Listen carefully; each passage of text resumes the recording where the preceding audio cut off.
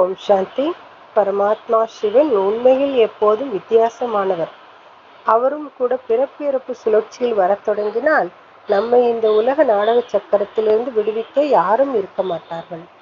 உலகில் தர்மபிதாக்கள் ஒவ்வொருவரும் தங்களுக்கான ஆதாரமூர்த்தி ஆத்மாக்களுக்குள் பிரவேசம் செய்துதான் தங்கள் தர்மத்தை ஸ்தாபனை செய்கின்றனர்.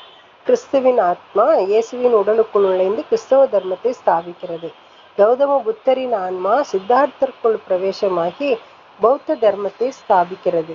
அதேபோல் பகவான் உயர்ந்ததிலும் உயர்ந்த மனிதருக்குள், அதாவது சங்கர் பாட்டு செய்பவருக்குள் பிரவேசமாகி ஆதி சனாதன தேவி தேவதா தர்மத்தை தற்போது ஸ்தாபனை செய்கிறார்.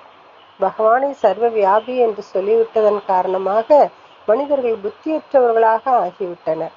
எப்படி என்றால், ஒரு மனிதன் தான் அமர்ந்திருக்கும் கிளையே வெட்டுவதைப் போல இன்று மனிதர்கள் தாங்கள் வாழும் இந்த உலகத்தையே அழிக்கக்கூடிய அளவுக்கு அணுகுண்டுகளை தயார் செய்து வைத்துள்ளனர்.